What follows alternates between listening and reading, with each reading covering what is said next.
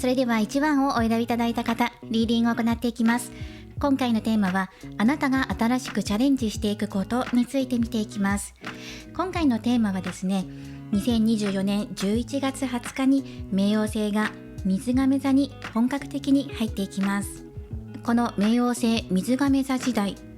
私たちがこれから新しく取り組んでいくこと、変わっていくこと、チャレンジしていくことというのをテーマに今回取り上げさせていただきます。冥王星の水亀座入りについてのお話はアフタートークでさせていただきますので、ご興味のある方はぜひご覧になってみてください。では早速見ていきましょう。こちらのカード、ウルというカードです。こちらも最後にメッセージをいただいていきます。今回はヌノルマンカード、タロットカードを使って見ていきます。そしてこちらもうすでにこれからこの先どのように取り組んでいけばいいのか、取り組みに対する肯定メッセージです。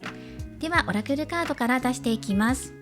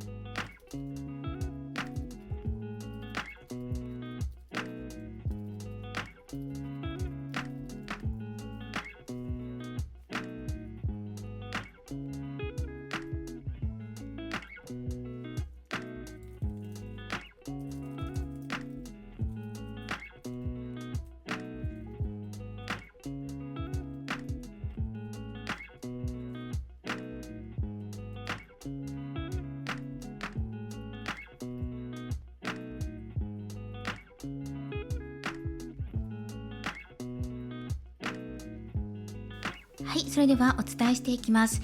まずはテーマカードがこちらです。こちらジャンピングでスターのカードも出ていたので、こちらを採用していきます。このカードは海を表しています。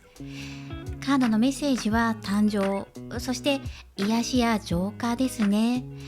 そしてこちらのスターのカードと合わせると、あなたの今回のテーマというのが大きく見て浄化になるんじゃないかなと思いました。今自分の心の中を洗い流していって、よりクリアになっていくとき、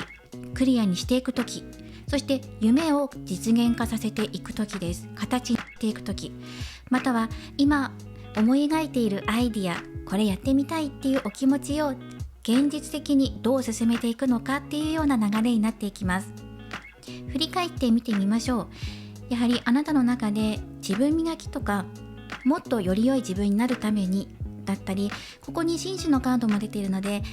お相手ですね、好きなお相手がいらっしゃる方は、そのお相手とうまくやっていくためにっていうことで、自分自身の中の改革が行われていたように感じます。そして一つまとまったんですね。例えばお相手にアタックしに行こう、告白しよう、デートのお誘いをしようなど、具体的に自分がどう進んでいこうかっていうのを実行されたんじゃないかなっていう過去が出ています。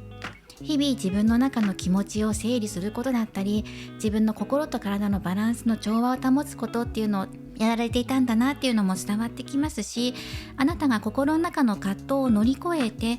そうですね、ここ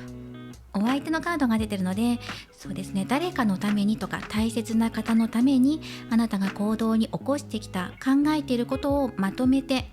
要約して動いたっていう風に入ってきていますね。決めて動いたんだよとか、あと好きな人ができたっていう方もいるかもしれません。こちら過去を表しているので、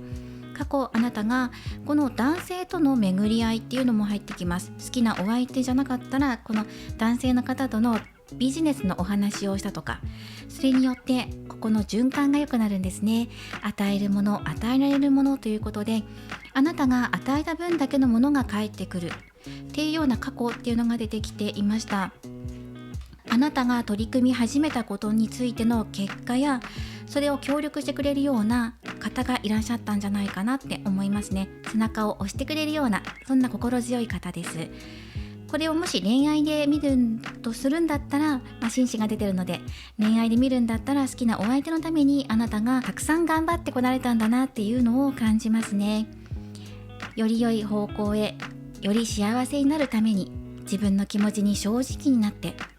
自分磨きを怠らずにやってきたっていうのが出てきていますね。今現在がすごく素晴らしい流れになってきているんですね。そしてこちらがこれから先っていうところでお伝えしていくんですが、今まずフールと太陽のカードが出ているので、過去を考えてきたこと、今まで取り組んできたことに対してやはり成果が欲しいとか成功させたい、明るい未来をつかみ取りたいという思いが強く出てきています。自分改革に近いかもしれない、自分の人生の分岐点に立っていらっしゃっていて、これからより良い未来を歩んでいきたいという思いが強くなっています。それはこの大切な方と一緒に歩いていきたいっていう思いかもしれないし、自分が今夢目標に対して大きな目標を掲げていて、まさにターニングポイントのように、例えば大きく転職をしようとか、独立してフリーランスになっていこうなど、自分の人生の節目とも言えるような出来事を考えてらっしゃるんじゃないかなとも思うんですね。そしてこの後なんですが、自分の中で何か決めていかなきゃいけない、切り捨てていかなければいけない、だけれども大切に思っておきたい気持ちもある、両方大事なんだと。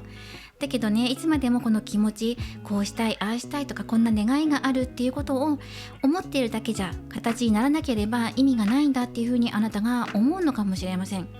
とても大きな夢、理想を掲げていて、成功させたいっていう気持ちを実現化させていく、思っているだけじゃダメなんだ。これは自分の中ではっきりと行動に起こしていかなきゃいけない。そこでもし自分の中で手放せるものがあるんだったらもう手放そうとか、あと責任を逆に請け負って、そして責任持ってやっていかなきゃいけないよねってことを考えて動いていくのかもしれない。その時にこの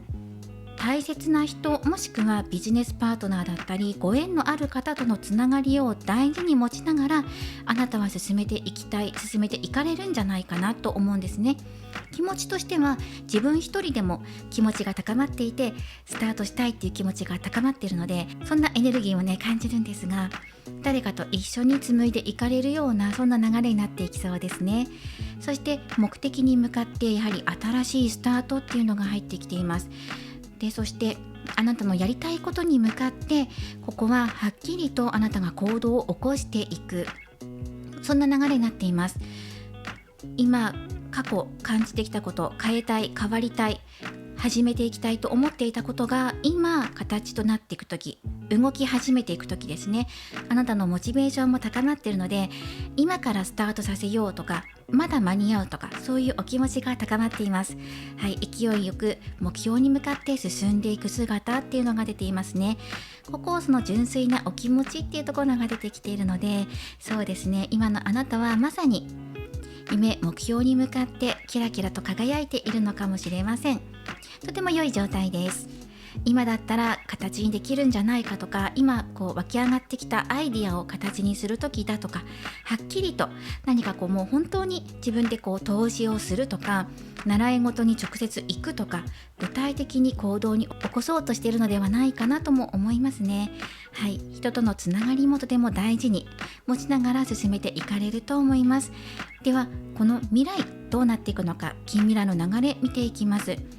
こうなってくると、この今決めて動いていこうとか、成功させたい、うまくやりたい、明るくなりたいっていうこの明るい未来っていうところに対して、あなたの中で果たして両立していけるのかなとか、余裕は持てるんだろうかとか、自分自身に気合い入れてやっていかなきゃいけない、めげている場合じゃないぞとか、しょげている場合じゃないぞっていうふうに自分の中で奮闘するっていうのが出てくるかなと思います。多少きつい思いをしたとしても、やっぱり自分は叶えるんだっていう気持ちを諦められないから進みたいっていうことが出てくるんですが、なかなかうまくいかないっていうことが近未来出てきそうなんですね。それは具体的に今進めていくことに対して未来ちょっと詰まり気味になっていくかなっていう感じがします。カップの5番に雲のカード、そしてツリーのカードにソードの4番と出ているので、例えば情報が停滞したりとか、そうですね、あなたがやりたいこと、例えばネットワークとか SNS とかを使っていることであれば、それがうまくその情報のやり取りが交わされなくて詰まっちゃうような感じ、電波障害に近いかもしれないです。なので自分がすぐ情報が欲しい時に手に入らなかったりとか、自分が発信したいと思っている時に詰まっちゃってうまく発信できないとか、そういうこともありそうですね。一時停止のカードが出ているのと、ここですね、ツリーのカードは成長を表しているので、成長がちょっと思っているよりは伸びが悪いぞみたいなことになってくる可能性が高いんですね。そんな時にあなたがやっぱりモヤモヤするっていうのが出てくるんですね。でモヤモヤしたままとか曖昧な感じ、先どうなるんだろうとか不透明とか、もしかしたら今のまま行くとこの計算上ねうまくいかない見通しがある、だけど無理やり進めてしまうとやはりここで止まってしまう、成長が止まるっていう風に出てくるので、うまく対策を練っていかなければいけないところになってくるのかなと思います。今すごく順調でもうまっすぐと進んでいきたいっていう気持ちが出てきているので、じゃあこれからっていうところに対して収支のバランスは整っているのかとか、時間の配分は大丈夫なんだろうかっていうところにあなたの頭の中が移り変わっていくような流れですね。今とても明確です、クリアになっているので、こうしたいですとか私はこうですっていうことではっきりと自分の意思を表明できるような状態だし、心もすごく純粋でクリアになっている。でもこのモヤモヤが少し気になりますよね。成長が止まるとかっていうのも出てきているので、例えばこの大切なお相手、ビジネスとか恋愛とかにおいて大切なお相手との関係性がどうなっていくんだろうっていうふうにもし見るのであれば、この方との関係性が一旦流れがね滞るというか、仲がなかなか進展しないぞっていう風になるような感じっていう風に見ていただくといいと思います。そして今回新しくチャレンジしていくことっていうことで見ているので、あなたがもし人脈を広げたいとか、この出会いを大切にして育んでいって自分で新しい人脈を開拓したいとか、このご縁からによる新しい仕事を獲得したいと思うのであれば、あとフリーランスとして独立したいとか思うのであれば、そこが少し滞っていくような流れになっていきます。新しく挑戦したいと思っていることも現在あるんですよね。自分の中でもうすでに目標は定まっていると。で日々取り組んでいるし、中にはすでに実行したっていう方もいると思うんですね。その新しく始めようと思っていることがそのまま今のあなたが新しくチャレンジすることとして当てはまっています。1番さんはもうすでに新しく始めることが目標が出来上がっています。これから見つめるのではなく、もうできている、すでに存在している新しく始めたいことに対して実行している現在、またはこの近未来、そしてその先っていうのが、そうですね、やっぱり少し停滞っていうのが入ってくるので、もやもやしちゃうような出来事が訪れたりとか、行き詰まりを感じやすくなる、ストレスを感じやすくなるんですね。動いたその先なんです。それはうまくいかない、両立できないなっていうふうに自分の中で感じやすくなってくるんですね。先ほどもお伝えした通り、生活の両立がしづらいとか、時間が取りづらいとか、そこでストレスを感じやすい、あと思ったように進まないのでイライラしたりとか、がっかりしたりとか、そういう気持ちがね落ち込んじゃうっていうのが出てくるし、もやもやするっていうのが出てくるんですね。ただあなたが今人から注目を集めやすい時でもありますし、そしてあなたが活躍する未来っていうのもここに出てきているので、ぜひあなたが今叶えたいと思っていること、それがそのあなたの生活、お仕事、生き方に関わることであれば、より進めていく方がいいよっていう風に出てきています。これが対お相手として見ていくのであれば、このお相手との関係性をじっくりと育んでいくこと、一人で走りすぎずにね、ゆっくりと育ませていきましょうっていうのがアドバイスで入っています。希望を捨てずに、希望を持ちながら、そしてありのままの姿で、時にはモヤモヤしている時は浄化っていうのが必要になってくるでしょう。海のカードなので、実際に海を眺めたりとか、海の動画、映画を見たりとかするのもいいと思います。写真を飾ったりとか、心を落ち着かせること、そしてそうですね、海なんですけど、入浴したりとか、バスソルトを入れて半身浴をしたりなどして、そうですね、体の巡りを良くすることだったりとか、水分補給を取ることっていうのもいいと思います。ぜひこのあたりも実践してみてください。今あなたが叶えたいと思っていることは順調に今流れていっています。でこれからね、抑えていくところを抑えていけば、このモヤモヤっていうのも解消されていきます。ぜひこの自分の中の今やってみたい、これを叶えたいんだっていうことを強く持っていってください。時々うまくいかないことが出てきたりとか、自分の中でうまくいかないなっていうことが出てくるかもしれない、そんな近未来になっているんですが、それを乗り越えるだけの力をあなたは持っているし、やはり周りの人に対して優しい気持ちっていうのがあなたの中でもともと備わっているので、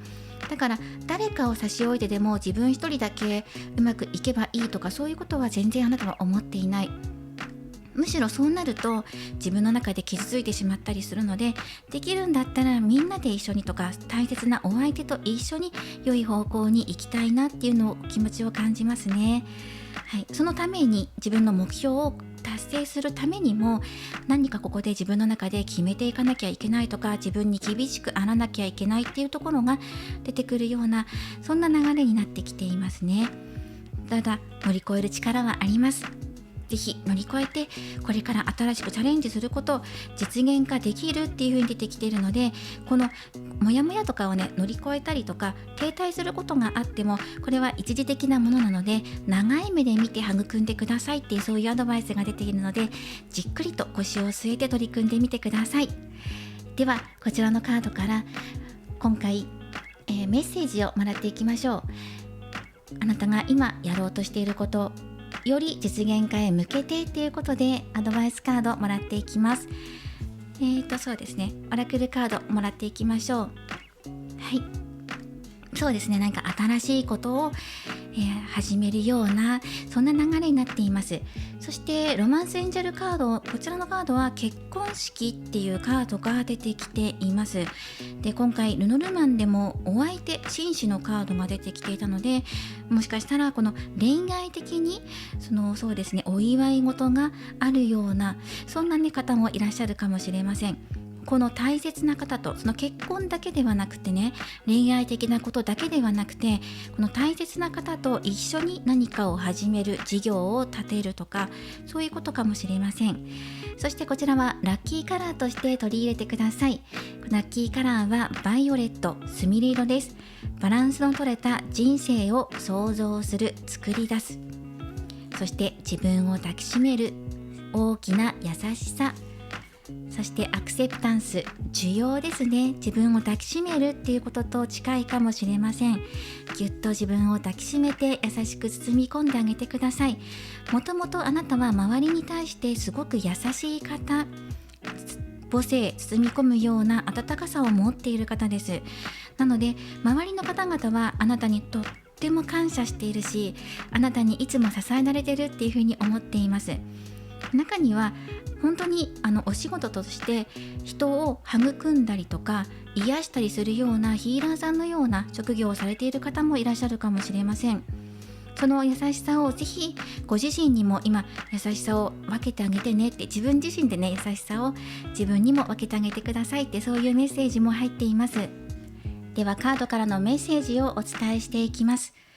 あなたが今立ち向かうべき新しいチャレンジはまさに人生の転機を迎えた証でもあります。未知の世界に足を踏み入れることに不安を感じることがあるかもしれませんが、その一歩を踏み出すことであなたは新しい可能性を広げ、深い成長を遂げることができるんです。これは恐れや不安を乗り越えるために自分を強く抱きしめ、無理をしないで自分のペースで進む時でもあります。これから先ゆっくりとペースを落としてマイペースに進んでいきましょう。少し早くね叶えたいなっていう気持ちが出てくるかもしれないし、もうサクサクっと一番最初序盤はね結果がすぐ出てきたからもっともっとっていう風になるかもしれないんですが、この近未来は少しペースを落としながら焦らずに状況を把握しながら見ていきましょう。そしてこの新しい挑戦というのはあなたにとって自己回復、己を回復させるためのプロセスでもあります。過去の傷や痛み、忘れかけていた感情を振り返ってそれらを優しく癒す時が訪れています。自分を無理に飾らずありのままの自分を受け入れることができれば、心の中からあふれる光があなたをより魅力的に、そして自然体で周りを魅了していくことでしょう。自分を愛し大切にしていくこと、これは周りとの深いつながりを育んでいく大きな鍵となっていくでしょう。誰かとの深い関わりが、そして自分自身とも深くつながっていくって、そういうメッセージが入ってきています。さらに周囲の人々、特に小さな存在に対しては、あなたの持つ包容力が大きく作用してきそうです。あなたの優しさは言葉にしなくても伝わり、あなたの気持ちを受け取った人々は次第にあなたに感謝と愛を返してくれるようになるでしょう。このようにあなたの優しさは循環し、愛と平和のエネルギーを引き寄せていきます。その循環の中であなた自身も癒され、より深い絆が築かれていきます。そうですね、近い近未来でこちらペンタクル2番が出てきたので、あなたの考えていることとしては、やはり両立させていきたいとか、もう少し余裕を持ってやっていかなきゃいけない、または両立させていくために自分自身に厳しくしなきゃいけない、もしくは誰かに対して少し厳しくならなきゃいけないっていうふうに考えるかもしれないんですね。そんな時に周りからのこの感謝の気持ちがあなたに伝わっていくこと、またあなたがうまく循環していくことによって、このモヤモヤが晴れやすくなっていきます。そして今進めようとしているチャレンジがこれから先も進んでいく中で、自分自身の直感を信じて心の声に耳を傾けることが大切になってきます。自分の内面にしっかりと根を下ろし、どんな小さな兆しにも敏感に反応し、必要な行動を起こしていきましょう。そうすることで未来に調和の取れた関係が自然と形成されていきます。大切な人との信頼が深まり、心からのつながりが生まれてくるでしょう。あなたが進んでいく先に待っているのは、注目されて祝福される未来です。周りの人々があなたを認め、あなたの歩みを見守り、応援してくれるでしょう。人々の期待や祝福に包まれながら、あなたは自分自身をもっと愛し、もっと大切にできるようになっていきます。この流れに身を任せることで、あなたの成長とともに自然と周りからの愛と感謝がどんどん増していくでしょう。ここでポイントは、毎日の中で自分の表情をチェックして心の状態を見つめ直してください。あなたの顔に映し出される感情や思いは、あなた自身の内面を反映しています。心を整えてリラックスする時間を意識的に作っていくことで、あなたに笑顔がより多く生まれ、あなた自身の魅力がさらに輝いていきます。できれば毎朝鏡でセルフチェックしてみましょう。表情だけではなくボディチェックもいいかもしれません。そして恐れを感じることがあっても、恐れは決してあなたを止めるものではありません。これから先恐れを感じたときは、それは新しい一歩を踏み出すためのサインとして捉えてください。この恐れを乗り越えた先にこそ大きな成果と発展が待っています。自分の直感に従い、信じる道を進んでいけば、必ず突破口が開かれていきます。このような変化の中で、あなたは自分を愛し、周りを愛する力をより身につけ、幸せを引き寄せていくでしょう。そしてあなたの人生はますます豊かになり、心から満たされる瞬間が増えていきます。最後にもう一度自分を大切にし、自分を癒す時間を持ち続けていきましょう。困ったことがあったり辛いことがあったら無理して進めるのではなく、自分自身を癒すことに時間を割いてもいいでしょう。過去の傷を癒すことは未来を明るく照らすための大切なステップです。そして毎日を自分の愛することから始めていくことで、周りからの愛を受け取る準備が整います。あなた自身を愛し大切にしていくことで、喜びと豊かさを引き寄せるでしょう。これから歩む道はあなたにとって大きな成長の道となり、最終的にはその先に新しい愛と調和の未来が待っています。これを信じてぜひ進んでみてください。結婚式っていうカードが出てるので、今その結婚っていうワードでピンとくる方は、新しい結婚生活や本当に結婚が決まっていくような大きな転機になっていくかもしれません。また結婚だけではなくて、パートナーシップだったりとかビジネスでの出来事やお祝い事、祝福の場にあなたが包まれる、そのように見ていただくといいのではないかなと思いました。はい。でこれから先乗り越えて、さらにより良い成果をつかみ取っていくだろうっていうのが出てきています。ではこちら亀のカードも出てきていたので、今まさにあなたは幸運に包まれていて、よりあなたがより豊かにより幸せになる時で、助けも入ってくるので、困ったことがあっても支えてくれる人だったりとか、いつもあなたの周りにいる方や、あなたが今まで愛情を注いできた方々が逆にあなたを支えてくれるでしょうっていうのがね、出てきています。昔あなたに優しくしていただいたのでとか、いつも優しくしてもらってるので、あなたが困っている時は助けますのようにね、名乗り出てくるような方がいるかもしれません。はい、この神のカードもぜひお受け取りください。今あなたが自分の気持ちを優先的にしていくとき、疲れてるんだったら癒すとか、自分がやりたい、進んでいきたいと思うんだったら自分の感情に従って波に乗っていくときです。そしてこちらの亀のカードは、長く繁栄していく、成長していく、長寿っていうのも表しているので、やはりここのツリーのカード、成長のカードと、比例しているかなと思いますね。これからゆっくりと長く、歩みはゆっくりかもしれないけど、その葉っぱが伸びていくのもゆっくりペースかもしれませんが、でも確実にあなたは前に進んでいく、確実に長く、末永く、地道に着実にずっとぐんぐん成長していきます。ですので自分自身に栄養をいっぱい与えて、これから先ゆっくりと成長していきましょう。今新しく始めようとしていることも実現へ向かって長い計画を立ててやっていってください。そしてアドバイスカードです。こちらはウルというカードです。あなたが今感じている成長は他の誰かと比べる必要はないものです。人生はそれぞれ異なり、誰もが自分のペースで前進しています。周りの人々と成長の速度が違うことを気にしてしまう時もあるかもしれませんが、それは自然なことです。大切なのは過去の自分と比べてどれだけ自分が成長してきたかということです。たとえ小さな変化でもそれが確実な進歩となります。このカードはオアフ島のカイルアに広がるウルの木が描かれています。高さ10メートルから15メートルほどまでに成長し、実をつけるこの木のように、あなたもまた一歩一歩確実に成長しています。ウルの実は人々に命を与え、飢餓を救った伝説を持つほど生命力に満ちています。この木のように、あなたもどんなに小さな進歩でも、それが未来に向けた大きな一歩となっていきます。他人と比べて焦る必要はありません。あなたはあなたのペースで確実に前進しています。成長は速さだけではありません。それぞれのペースがあり、そのペースで成長することこそ本当の成長です。過去の自分と比べて1ミリでも変わった自分を認め感謝してください。どんなに小さな変化でもそれが確かな証となっていきます。成長が早い人もいれば、ゆっくりとしたペースで育っていく人もいます。どちらも美しく素晴らしい進化です。自分のペースで着実に進んでいけば、それが最も大切なことと感じるでしょう。そして他人の成長も焦らず温かく見守っていきましょう。それが自分にも他人にも優しさを与え、心の余裕を育んでいきます。自分の成長に焦らず、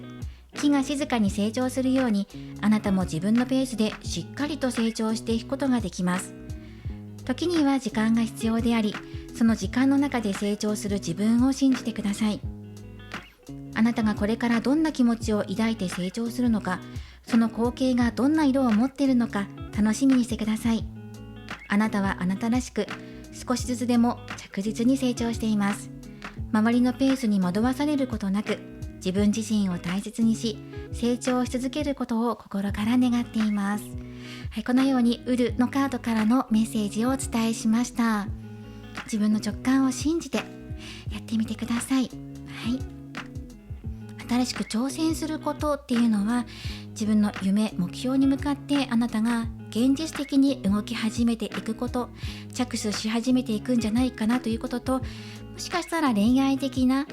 物事が始まっていくかもしれません。一つの集大成といいますか、結果が出るような出来事もあるかもしれません。今回はあなたが新しくチャレンジすることについて見ていきました。この冥王星水亀座時代にどのようにあなたが新しいことにチャレンジし、どのように変化し動いていく、変わっていくのかっていうことについて見ていきました。今回このカードの流れとしては、近未来の流れ、約1年間の流れとして捉えてください。メッセージもこの1年間のメッセージとしてお受け取りいただいて、より良い1年間になっていきますように応援しています。これからもリーディング動画を投稿していきますので、高評価やコメント、そしてチャンネル登録をよろしくお願いします。ではまた次回の動画でお会いしましょう。最後までご覧いただきありがとうございました。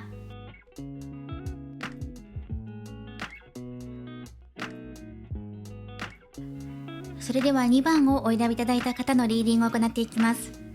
今回はですね、11月20日に冥王星が水亀座へ入っていきます。ここで冥王星の逆行が終わり、ここ数年続いていたヤギ座、水亀座とそれぞれ冥王星が行ったり来たりしていたんですが、水亀座に本格的に入って、これからも逆行することなく水亀座にずっと滞在し続けます。これから先、風の時代、本格的に始まっていきます。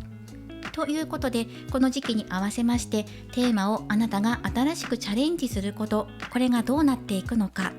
そしてより良い成功をつかみ取るためのアドバイスカードももらってお伝えしていこうと思います。よろしくお願いします。こちら2番のカードはラニ会というカードです。こちら最後にメッセージをもらっていきます。ではトランスペアレントオラクル、そして今回はルノルマンとタロットを組み合わせていきながら見ていきます。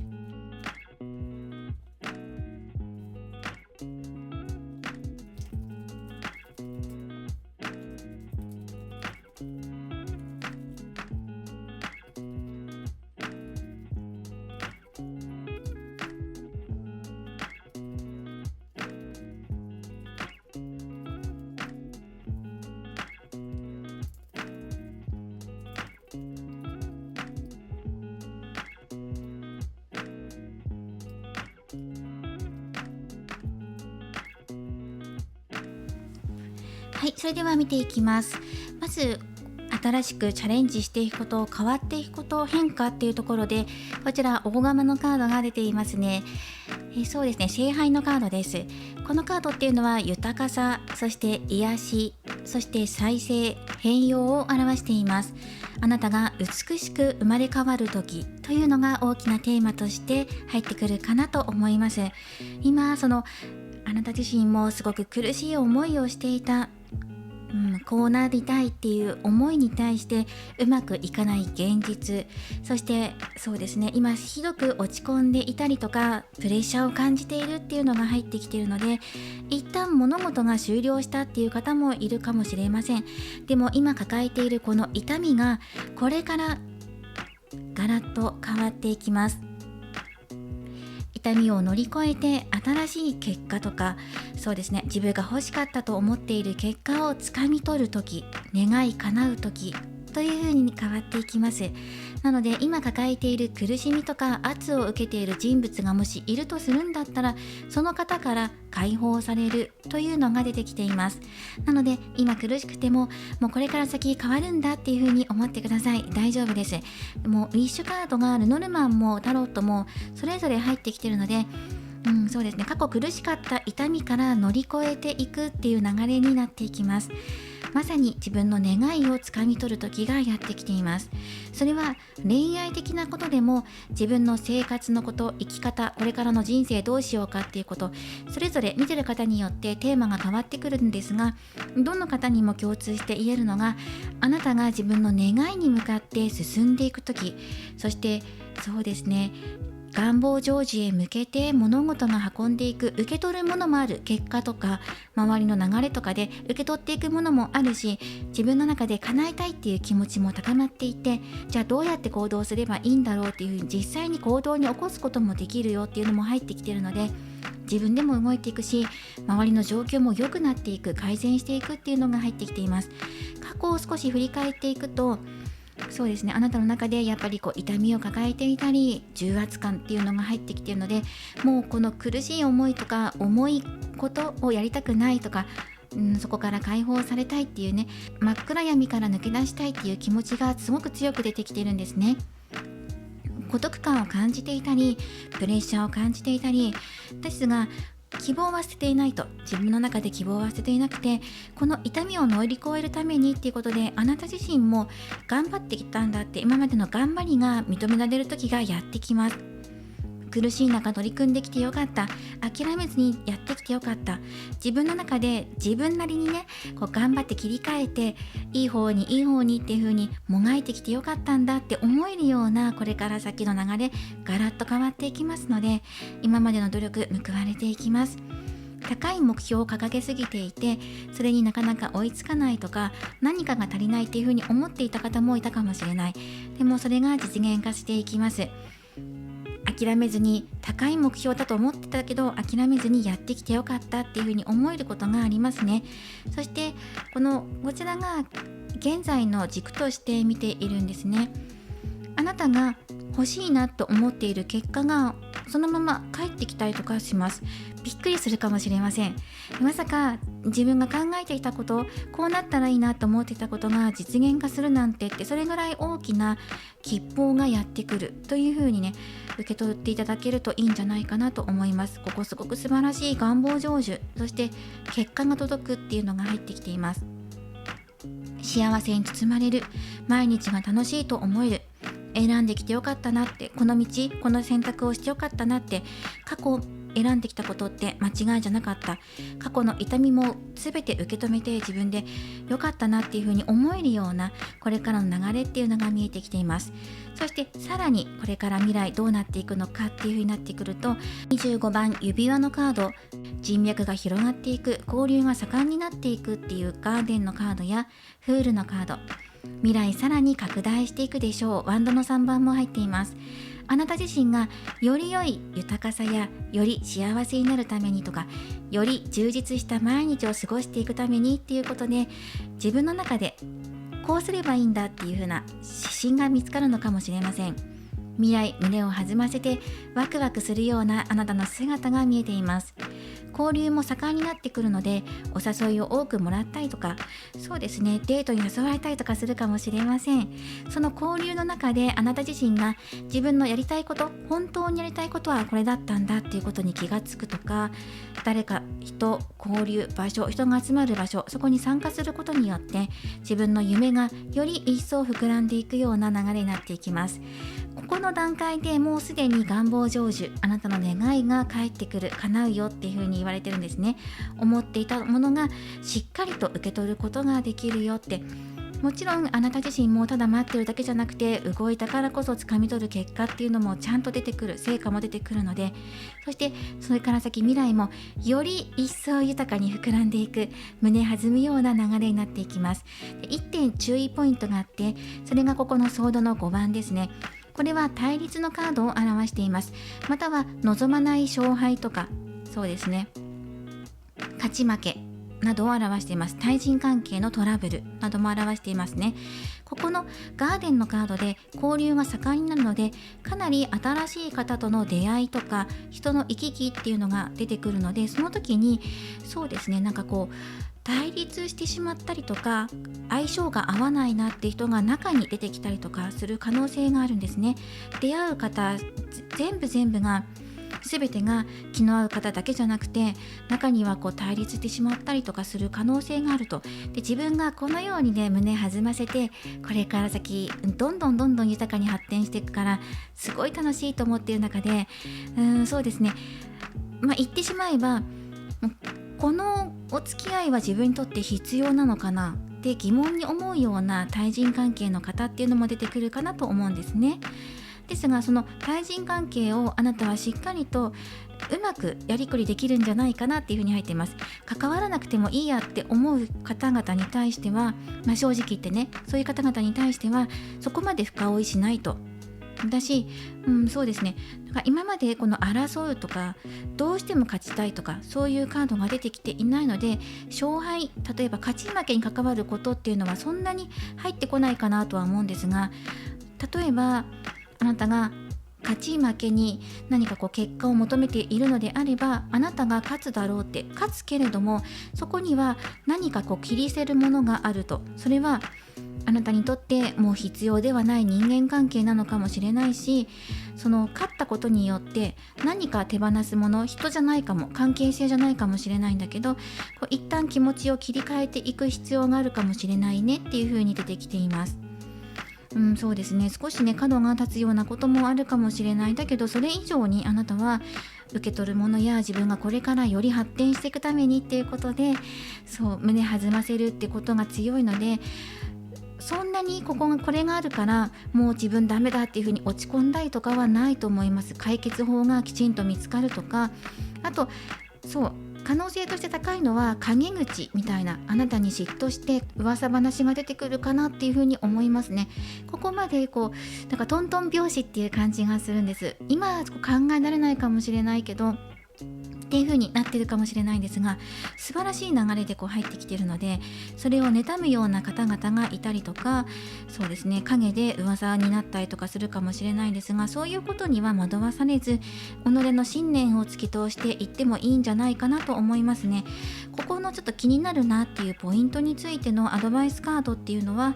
やっぱりこちらのテーマとして浄化、癒しっていうのも入っているので、もしモヤモヤしたことがあれば、ここはなんかお風呂に入って使ってリフレッシュしたりとか、そしたらモヤモヤすっきりするんじゃないかって、そういうね単純なアドバイスかもしれないんですが、大釜に入ってね、自分自身の体を浄化するとか、あとここにブックのカードも出てるので、困った時に情報収集をすることっていうのも解決するヒントになってきます。またあなたの考えとして指輪のカードが出ているので、やはり誰かと契約を交わしたりとか約束をすることっていうのが意識的に強く働いています。資料というかヒントになるもの、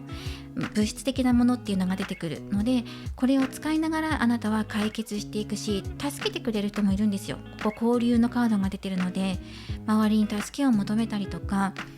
必ずしも対立する人だけが全てではなくて、味方をしてくれる人もすごくたくさんいるので、その中でうまくあなたがやりくりしていくんじゃないかなっていう流れになっています。必要であればところどころ浄化をしていきましょう。そしてやはり変容と再生、もちろんこのジャッジメントも同じような意味を持つので、あなたにとって一つ大きな結果が出るとき、またはより良い変容、より美しくなっていくために変化していく時です。もう終わりだと思っていたこと、プレッシャーに感じていたことから抜け出す時です。解放されて自由になっていきます。あとはこちらもうすでにいただいているより良い流れにしていくためにっていう、この動画を見てから約1年間の流れとしてのアドバイスカードをもらっています。このカードの並び、近未来の様子っていうのも1年以内として捉えてください。あとは気になるポイント、解決できるだろうっていうのは出てきてるんですが、このアドバイスカードからもぜひどうすればいいのかなっていうメッセージをお受け取りいただけたらなと思います。ちなみにこちらのカードはサラマンダーのカードで、行動を起こしていきましょうっていうカードなんですね。どちらも必要かもしれません。これは水を表しています。こちらは火を表しています。時には自分の感情を癒し、心を落ち着け、クリアにしていく時も必要でしょう。で、バランスをとって自分で活発的に動いていく時も出てくるでしょう。これを両立させることがアドバイスなのではないかなと思いました。では見ていきましょう。まずこちらからはパワー、力のカードですね。もう少し見ていきます。過去の傷、そうですね、ここにソードの点が出てきていたので、あなたの中で今抱えている痛みっていうのがあると思います。それから抜け出していく、目覚めっていうカードなので、この目覚めっていうのはこちらですね、ジャッジメントのカードにも通じます。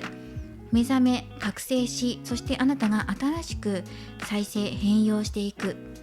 そしてこちらはラッキーカラーで取り入れてください。ピーチ色です。生命の息吹ですね。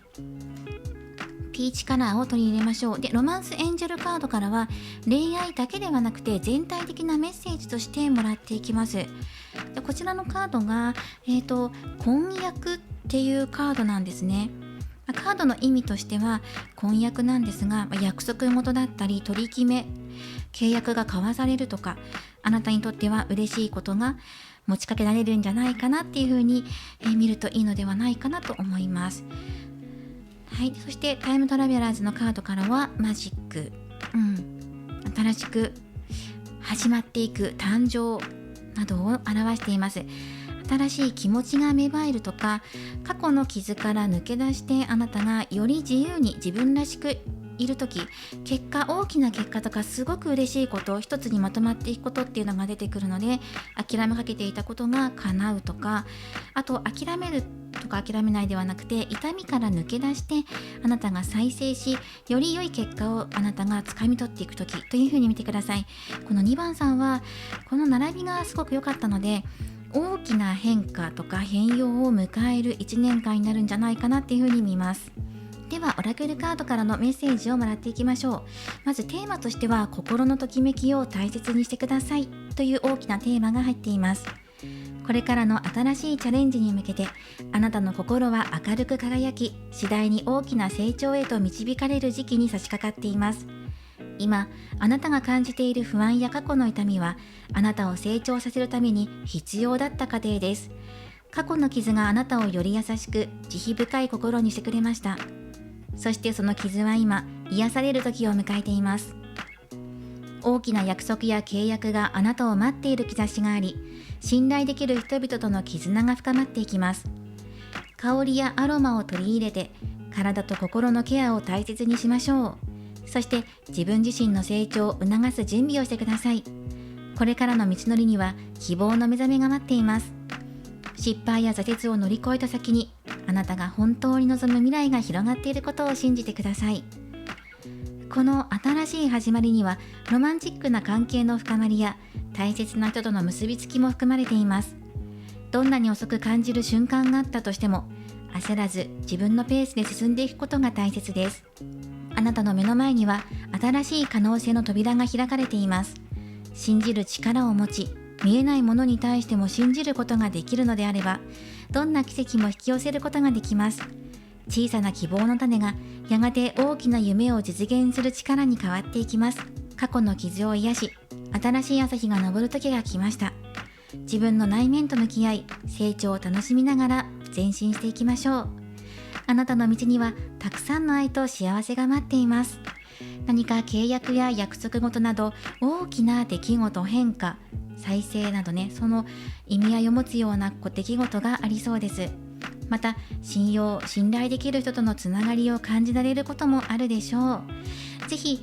ボディケアやお肌の保湿対策をしてみてください。これがラッキーアクションかなと思います。今この苦しい過去から抜け出し、新しい朝日を浴びる時がやってきています。はい、いいですね。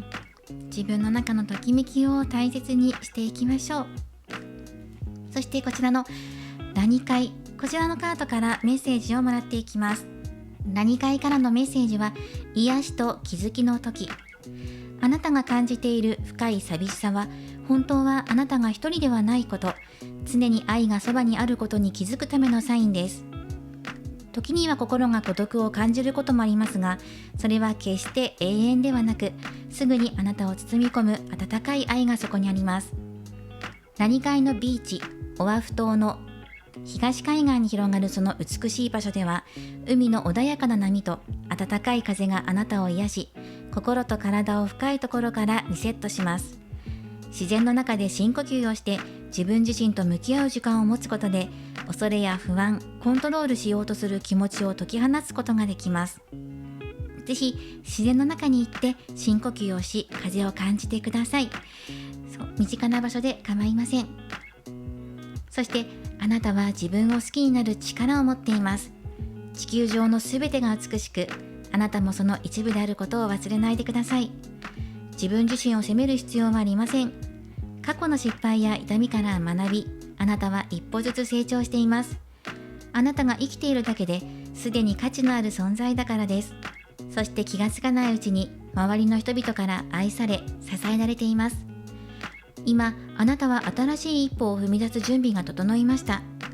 自分らしく自然体でいることを忘れずに、期待に応えようと無理をしなくても、あなたはあなたで素晴らしい存在です。そして未来のあなたを思い描いてみてください。どんな光に包まれて、どんな感情で満たされているでしょうか。今過去の自分を許し、癒し、未来の自分を愛することで、あなたの心はさらに自由に、そして幸せに変わり始めるでしょう。私は一人ではないと気づいた瞬間、あなたの世界は輝き始めます。そして今のあなたはこれからますます素晴らしい存在になれることを信じてください。あなたらしく生きることを大切にしましょう。というラニ会からのメッセージでした。美しい海の背景のカードです。ぜひこちらのメッセージもお受け取りください。今回は11月20日、冥王星が水亀座に入って風の時代に突入していきます。この11月20日というのをきっかけとして、ここから約1年間あなたにとってのテーマとなるようなこと、どんな風に流れていくのかという流れを見ていきました。そして水亀座冥王星時代についてはアフタートークでお話をしますので、もしご興味のある方はアフタートークぜひお付き合いください。では2番をお選びいただいた方、より良い1年間となっていきますように応援しています。これからもリーディング動画を投稿していきますので、高評価やコメント、そしてチャンネル登録をよろしくお願いします。ではまた次回の動画でお会いしましょう。最後までご覧いただきありがとうございました。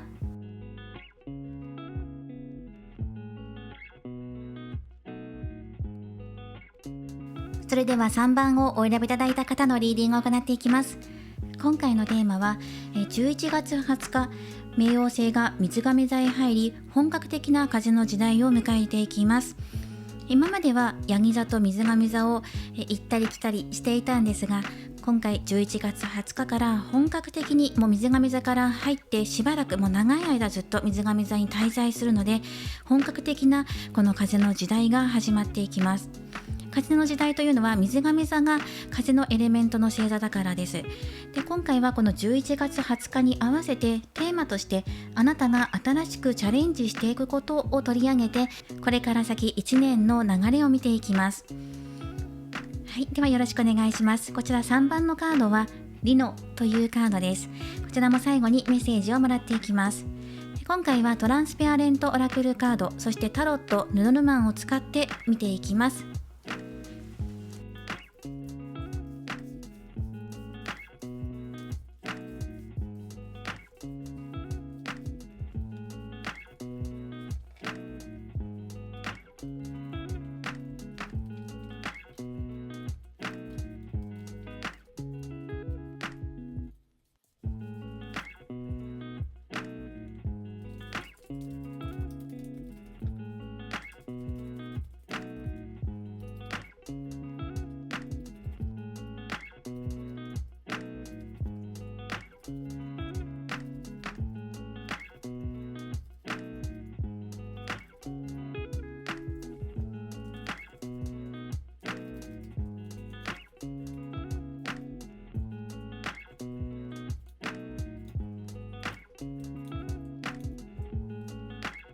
はい、それでは見ていきます。3番の大きなテーマとして土星のカードが入っています。この土星っていうのは、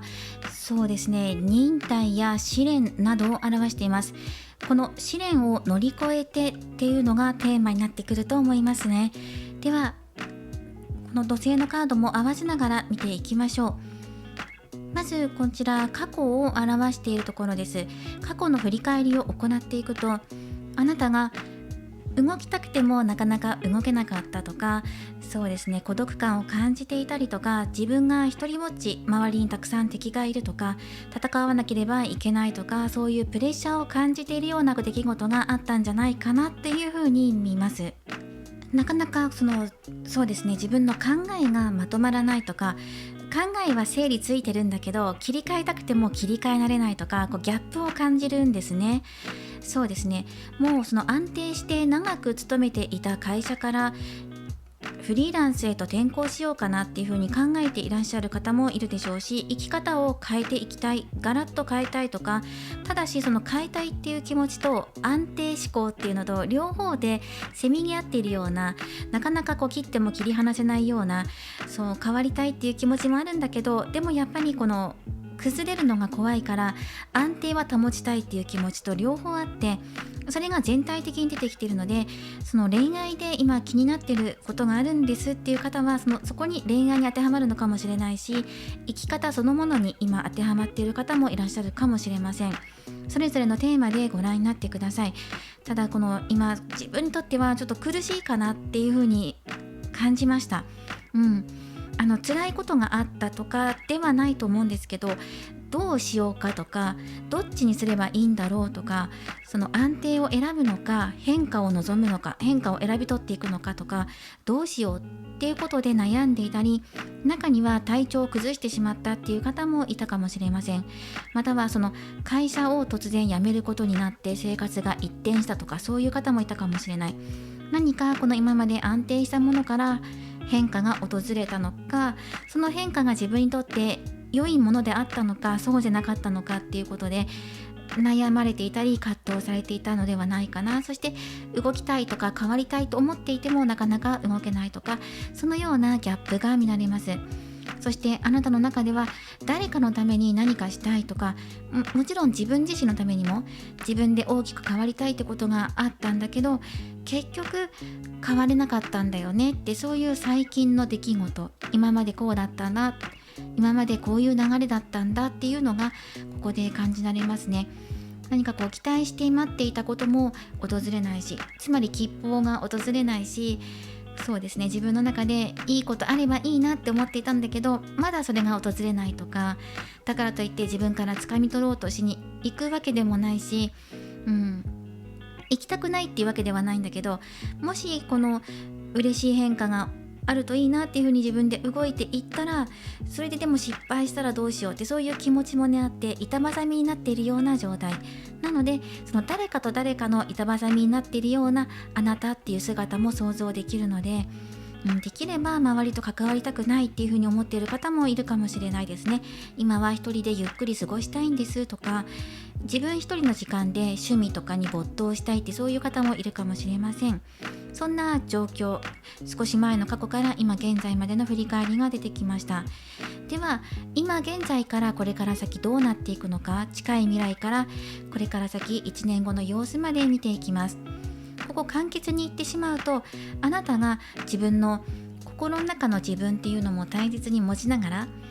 今まで葛藤していたんだけど、でも自分はこういうふうに思っているからっていうことを大切にしながら行動に起こしてもいけるし、そして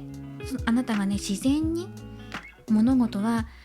正されていくだろうっていうところに落ち着いていきます。そういう結果に流れとして入っていますね。行動に起こしても、そしてあなたがじっくり考えても、どちらをとってもあなたが今抱えている試練とか、そうですね、乗り越えるべきものっていうのは自然と淘汰されて乗り越えられるようになるでしょう。ただしこれから先の未来ですね、行動に起こすためには勇気が必要ですよっていう、そういうメッセージも出てきています。詳しく見ていきましょう。これから先あなたがどうしたいのかとか、どうしていくのかっていうのも出てきています。まずどうしたいのかって言ったら、やはり変えていきたいなとか、前進していきたい、進んでいきたいっていう船のカードが出てるので、自分の中で動きたいっていうふうに思うんですね。そのせめぎ合っているところからやっぱり動く、行動するっていう方に傾きが変わっていく、重点が変わっていくので、あなたがより良い未来を目指して動き始めたいというふうに意識していく時がやってきますね。そして自分の中の精神性を高めていくっていうのが出てきているので、自分の中でこうしたいとかこう感じているっていうのを大切にしながら、自分の目的意思っていうのを持ちながら動き始めていくっていう流れになっていきます。ユリのカードも出てきているので、そうですね、恋愛でご覧になっている方はあなたから積極的にアタックしていくっていうような流れになるかもしれません。その結果、好きなお相手と仲良くなれる、今よりももっと仲良くなれるような結果が訪れるでしょう。で、恋愛でなくて自分自身のことで見ていますっていう方、総合的に見るとあなたが動いたこと、自分の気持ちに従って動いたことによってあなたはより粘り強く取り組む力を手に入れることができたりだとか、あと信頼できるパートナーの獲得っていうのが出てきます。お友達かもしれないし、もう既存のお相手かもしれないし、新しい出会うような方かもしれません。頼もしい味方がついてきているので、背中を押してくれる、支えてくれるので、あなたはより一層頑張ることができるんです。そういうことが言われています。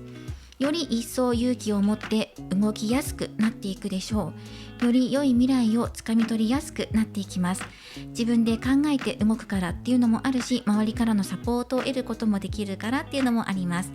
では、それ以上先の未来どうなっていくのか、約1年間の流れで見ています。まずあなた自身が、そうですね、ここが一番ポイントになってくるかなと思います。ペンタクル5番、あなた自身の動きを表すところで、自分で動いていきたいとか、こうしたいって願っていること、考えていること、目標とかに対して現実、周りの環境が整わないとか、厳しさっていうのを感じます。鎌のカードも出ているので、何かが2つに割れる、例えば意見が割れてどっちつかずの状態に周りがなってしまうとか、自分は一本芯を通してこうやっていきたいということを思ってる、こうやりたいと思っているのに周りが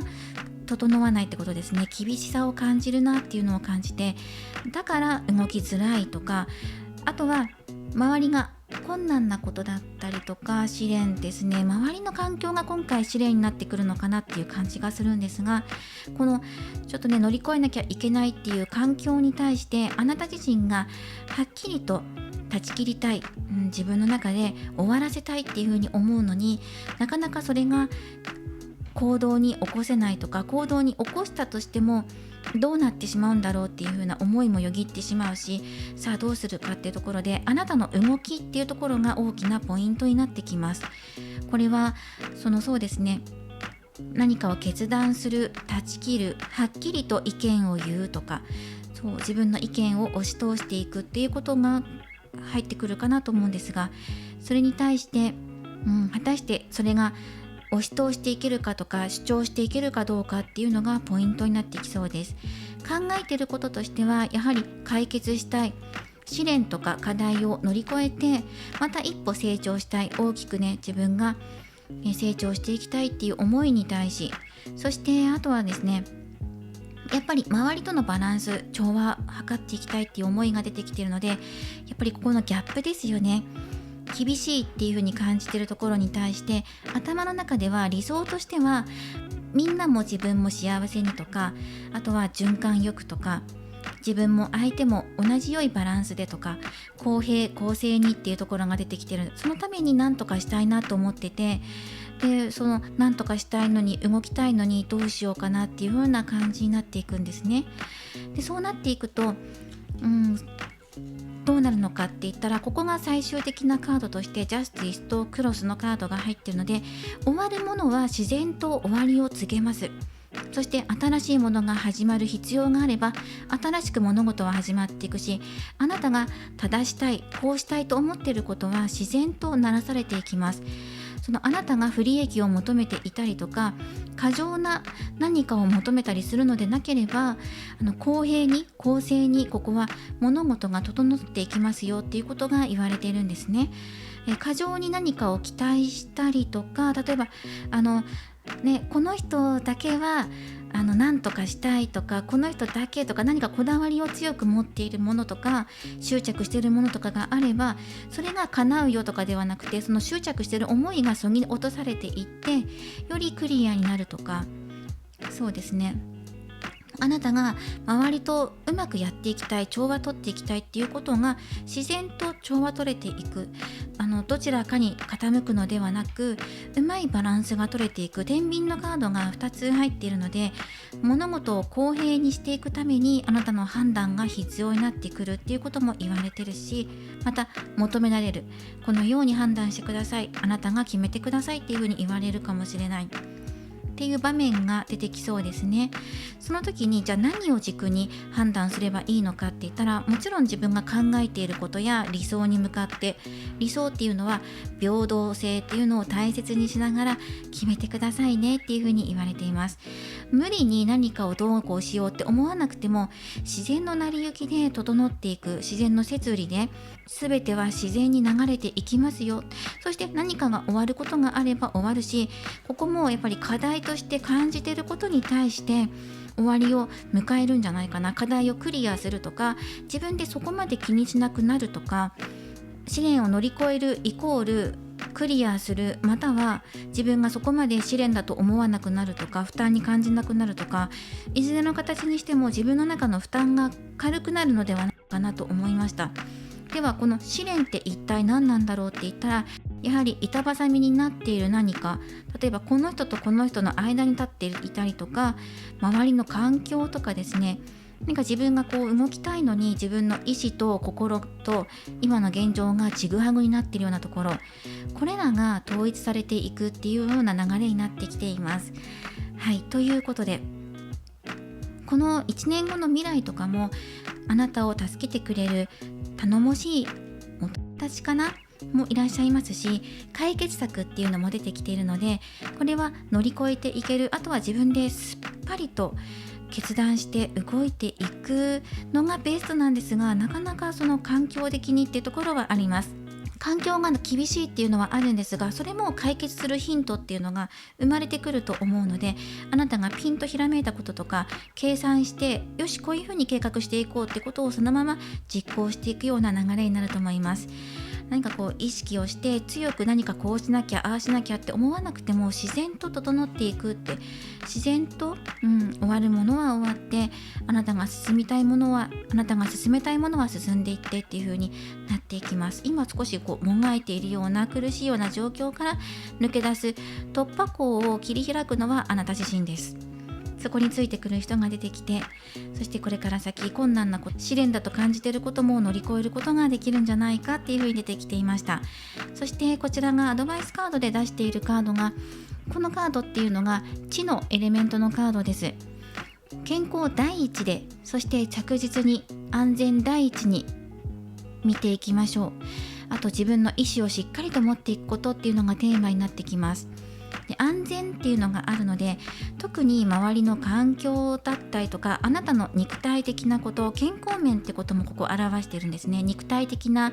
損失を表している場合もあるので、体調不良に陥った時にやっぱりここをバランス取っていきたいねっていう気持ちや結果が出てきているから、体調を回復させることっていうのもアドバイスで出てきています。体調管理をしていきながら、健康第一に物事を進めていくことや、着実に形にしていくことっていうのを目指しながらやっていくと、より良い未来をつかみ取ることができるのではないかっていうメッセージが出てきていました。そうですね、やっと自分の今抱えている課題をこの1年かけて乗り越えていくような流れになっていくと思います。ではオラクルカードからのメッセージをもらっていきましょう。この1年より良い運気をつかみ取っていくためにっていうことで、まずフルムーンのカードが出ています。満月のカードですね。なのでこの1年通して満月の時期に浄化を行ったりとか、満月のタイミング意識してもいいかもしれません。で、満月っていうのは今まで溜まってきたエネルギーを一旦整理する時期っていう風に捉えてください。満月を迎えたら、今までの気持ちを一旦こうノートや紙に振り返って書いてみて、そこで自分の中で今必要ないなって思うもの、文字として書き起こすので、そこを丸をつけたりとか線を引いたりして、ここを必要とかこれはもう手放すものとかっていう風に分けて断捨離して、今必要な気持ちだけ書き留めておく、書き残しておくっていう風な作業を行ってもいいかもしれません。そのようなワークもおすすめですね。あとは運命のいたずらとコントロールしないとあります。そうですね、無理にコントロールしようとしなくても、自然にあなたは乗り越える、試練を乗り越えたりクリアしたりですね、自然に淘汰されていくっていうのが出てきています。また運命のいたずらもあるので、思わぬハプニングっていうのがありそう。特に周りからっていう風に、周りの環境がっていうのを感じるので、そしてそのハプニングがあったとしても、それはあなたを成長させるものになるんだろうっていうのが出てきていますね。あとはラッキーカラーをもらっています。ラッキーカラーはローズです。理想的な関係を引き寄せる、情熱的なカラーですね。このローズ色も参考にしてください。そして、ロマンスエンジェルカード、こちらからはハネムーンのカードが出てきています。で、今回は、恋愛関係だけではなくて全般的なことでメッセージをもらっているので、ハネムーン、つまり何かの記念に旅行に行くとか移動するとか幸せへ向かって、スタートを切るとか、そういうことが伝わってきます。あとはタイムトラベラーのカードからはこちらですね、静けさっていうカードが出ています。禅のカードですね。座禅を組んで日本の風景ですね。なので和っていうのがこの1年3番さんのテーマになるかもしれません。特にですね、春、桜、夜、月の光、これらがこの3番さんの、より良い運気を引き寄せるためのテーマ、ワードとなってくると思います。日本の風景っていうのが入ってくるので、四季を感じる、特に月夜の晩とか桜並木だったりとか、お寺だったり、和を感じるような場所に行くっていうのもラッキーアクションかなと思います。ではこのオラクルカードからのメッセージをお伝えしていきます。新しいチャレンジの始まり、変化と成長の時という風に読みますね。これからあなたが歩む道には運命の導きとともに新しい変化が訪れます。春の息吹と月の光があなたに豊かさをもたらし、次第にあなたを最適な場所へと導いていくでしょう。その変化は生活環境や移動を伴うこともありますが、それはすべてあなたをより豊かにするための大切な一歩です。焦らずにその流れに身を任せ、タイミングを見計らって動くことが大切です。予期しない出来事が起きるかもしれませんが、それもまたあなたを解放し、自由へと導くための出来事です。宇宙は全てが最適なタイミングで起こるように設計されていますので、今は無理にコントロールせず、ただ流れに身を任せることを許しましょう。どんな時でも心地よさを求め、自分を大切にすることが自然に幸運を引き寄せるためのポイントです。また、体を動かすことやダンスをすることもあなたにとって良いエネルギーの循環を生むでしょう。新しい挑戦に向けてのエネルギーはあなたが自分自身を高め、より魅力的に輝くために必要なものです。自然に身を委ねることが未来を作り出す力になっていきます。またこの時期は静寂と内面の平穏が非常に大切になってきます。静かな時間を持ち、自分の心と向き合う時間を意識的に作りましょう。外の世界が騒がしく感じる時でも、心の中の静けさはあなたに強さと明確な指針をもたらしてくれます。そうですね、確かに一人になりたいとかゆっくり考えたいっていうことがあると思います。そうすることで瞑想とかを通じて自分の精神性がより一層高まることにつながってくると思うので、自分の中の世界を大切にしてください。そうすることで自分自身に対する理解が深まり、これから進むべき方向が自然と見えてくるでしょうですね。もう船のカードが出ていますから、自分の方向性が定まるでしょう。そして新しい愛やパートナーシップが生まれる可能性もあります。恋愛だけではなくてビジネスパートナーや人生の友として捉えることもできます。もし恋愛や人間関係で新しい一歩を踏み出すことがあれば、それはあなたが今まで築いてきた愛の力が大きく作用する瞬間です。新しい関係があなたに深い幸せをもたらし、さらに素敵な未来を作り出していくでしょう。そしてあなたは確実に成長し、より強く輝く存在になっていきます。自分自身を大切にし、今を楽しむことがより良い未来をつかみ取るための第一歩です。どんな困難があっても、それを乗り越えた先にはあなたを待っている素晴らしい未来が広がっています。今は心の中で静かに自分と向き合い、変化を受け入れながら進んでください。すべてがあなたの成長と幸せにつながっています。自分を信じて前に進んでいきましょう。3番さんはテーマとして、今自分でテーマとなっているもの、試練として感じているものが自然と鳴らされていくとき、淘汰されていくとき、余計なものは削ぎ落とされていくし、必要なものだけが残っていくような、そういう感覚で試練を乗り越えていく、やっと課題を乗り越えたっていう風に感じる方もいらっしゃるのかなと思いました。ではこちらのお選びいただいたリノのカードからメッセージをもらっていこうと思います。あなたらしさを輝かせるためにというメッセージです。周りと違うと感じる自分に歯がゆさを感じているかもしれません。しかしそれこそがあなたが唯一無二の存在である証です。あなたの中には輝く花のような素晴らしい力が眠っています。自分の特別さや個性に気づき、心を開くことでその光はどんどん輝き始めます。他の人と違うことは決して欠点ではありません。それはあなたが持つ他の誰にも真似できない素晴らしい魅力です。自分を受け入れ、他人の目を気にせず、あなたらしさを大切にしていくことが、より輝く未来を作り出す鍵となっていきます。あなたの個性や才能は、あなた自身にしかできない素晴らしいものです。それは決して完璧でなくても大丈夫。むしろその不完全さこそがあなたの魅力でもあり強みです。心の奥底に隠していたものが今輝き始める時です。自分を信じてあなたらしさを大切にしましょう。それが輝きとなり素晴らしい人生を咲かせる力となります。周りと違うことを恐れず自分のペースで輝いてください。あなたはそのままで十分素晴らしい存在です。このリノのカードの絵柄、こちらはオアフ島ホノルルで咲くシャワーツリーが描かれています。お日様の光を浴びた白とピンクの美しいグラデーションをした花がキラキラと光る。ふわっと吹くそよ風は心地よい香りと花吹雪のシャワーを運んでくれます。この光景はドラマを感じさせますね。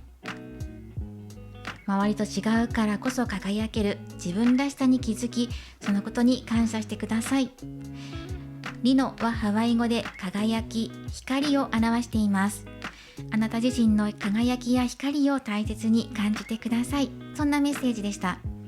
今回のテーマはあなたが新しくチャレンジすること。この動画を見てから約1年間の運勢として捉えてください。ではより良い1年間となりますように応援しています。これからもリーディング動画を投稿していきますので、高評価やコメント、そしてチャンネル登録をよろしくお願いします。ではまた次回の動画でお会いしましょう。最後までご覧いただきありがとうございました。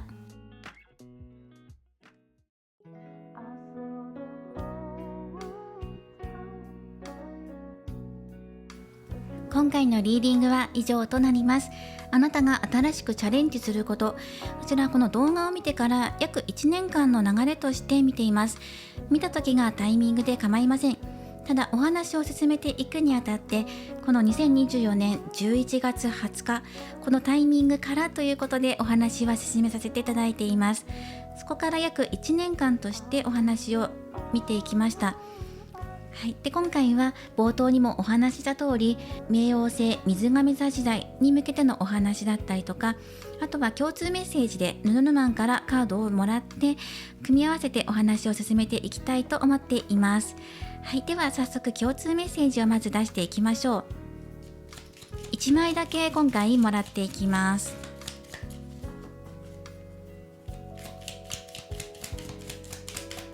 新しい未来へ向けて、はい、道のカードですね。選択、チョイスだったりとか、決断する、迷いから抜け出すなどが現れているかなと思います。まず2024年11月20日に冥王星は水亀座に入っていきます。今までに何度も水亀座とヤギ座を行ったり来たりしていたんですが、今回のこの11月20日にまたヤギ座から水亀座に戻り、ここでもう完全に移行が完了します。そこから約20年間水亀座に冥王星は滞在していきます。2043年頃まで水亀座にとどまって、水亀座のエネルギーが強く社会に影響を与える時代が本格的に始まると言われています。この冥王星が水亀座に移動する時代、2023年から2043年頃は社会や価値観、技術、そして私たち自身の生き方に大きな変化をもたらす20年間となりそうです。冥王星は破壊と再生を象徴し、水亀座は自由や革新、博愛を表すため、この時代には古い枠組みが壊され、新しい時代の価値観が築かれていくでしょう。まず、テクノロジーの進化が加速し、AI やロボット技術、宇宙探査、バイオテクノロジーなどが日常生活に浸透していきます。これにより人間とテクノロジーの融合が進み、社会全体でデジタル技術を活用した新しい仕組みが確立されていくでしょう。また、多様性や平等を尊重する意識が強まり、性別や国籍、文化を超えたつながりが広がっていき、個人の自由がこれまで以上に大切にされる時代となっていきます。一方で、政治や経済の既存の仕組みが見直され、新しい形の社会や経済モデルが登場する可能性もあるでしょう。さらに、地球環境への配慮がますます重要になり、持続可能なエネルギー利用や環境に優しいライフスタイルが普及していくでしょう。精神的な成長も大きなテーマとなっていき、科学とスピリチュアルな考え方が融合することで、私たちの意識がより深い次元へ進化していくことが期待されます。この時代をよりよく生きていくためには、変化を恐れず柔軟に対応することが大切となってきます。新しい価値観や技術を受け入れ、自分自身のスキルを磨きながら未来の可能性に挑戦していきましょう。また、周りとのつながりを大切にし、多様性を受け入れることで自分の世界を広げることができます。特に仲間やコミュニティと協力して新しい形の社会を作ることが鍵となってきます。さらに、現実と精神性のバランスを取りながら自分の内面を見つめ直し、自然の触れ合いや瞑想などを通じて心身を整えることが大切になってきます。地球や周りへの影響を意識し、環境に優しい選択を心がけていくことで、調和の取れた生き方を実現することができるでしょう。この冥王星水亀座時代は、個人の自由と社会全体の調和を同時に追求する時代です。この変化の波にうまく乗りながら、自分らしさを保しつつ、新しい価値観を受け入れることで、より明るく希望に満ちた未来を築くことができます。スピリチュアル的な視点から見ていくと、魂の進化と集合意識の覚醒が大きなテーマになります。冥王星は破壊と再生、深い変容を象徴し、水亀座は自由、博愛、未来を司ります。この2つが重なる約20年間は、個人と社会が魂のレベルで新しい次元にシフトする重要な時期と言えます。まず、個人レベルでの変容について。この時代、私たちは内面を深く見つめ直すことを促されていきます。これまで縛られてきた古い価値観や思い込みを手放し、本来の自分らしさや魂の目的を再発見することが求められます。特に、自分の本質に忠実であること、自由な自己表現をすることが重要です。恐れや制限を超えて自分の可能性を信じて、一歩踏み出していくことで魂の成長を体感できるでしょう。次に、集合意識の変容について。水亀座のエネルギーはつながりと調和をもたらします。この時代、人々は個を超えた意識を共有し、愛と調和のエネルギーを拡大させていきます。テクノロジーやコミュニティの力を活用して、各々が持つ才能を社会全体の幸福のために貢献するような流れが強まっていくでしょう。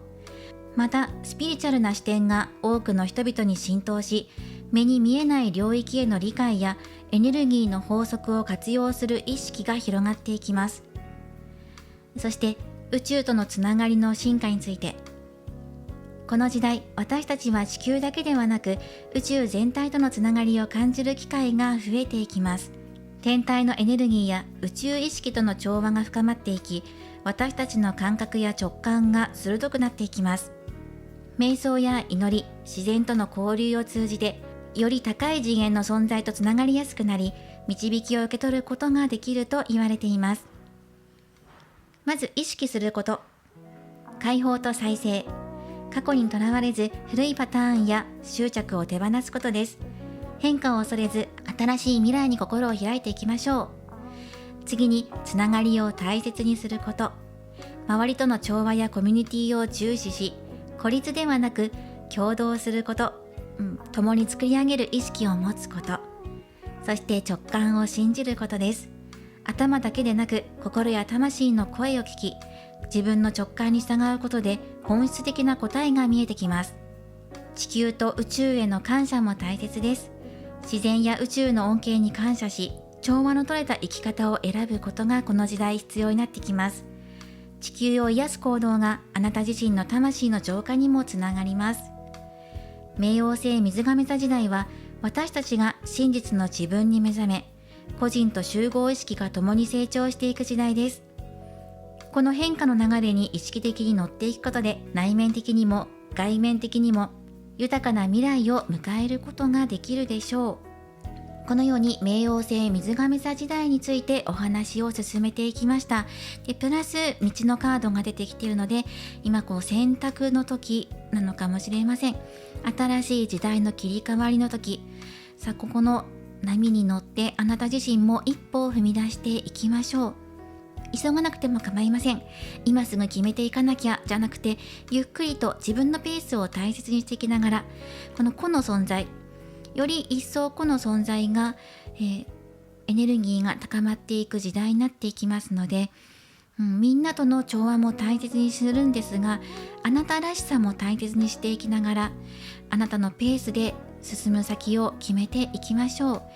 う。より良い選択、より良い生き方、進み方をあなた自身が感じながら進んでいく、そのような流れになっていくのではないかというメッセージです。今回はアフタートークとして冥王星水亀座時代についてお伝えしていきました。スピリチュアル的な観点のお話もしていきましたので、お受け取りいただけるところお受け取りいただけたらなと思います。では今回はこの冥王星水亀座時代ということで、このテーマを取り上げました。でまた次回はまた通常に戻っていって、いろいろなテーマをこれからも取り上げていこうと思います。よろしかったら応援コメントなどいただけますと、動画制作のモチベーションにつながっていきますので、よろしくお願いします。ではまた次回の動画でお会いしましょう。最後までご視聴いただきありがとうございました。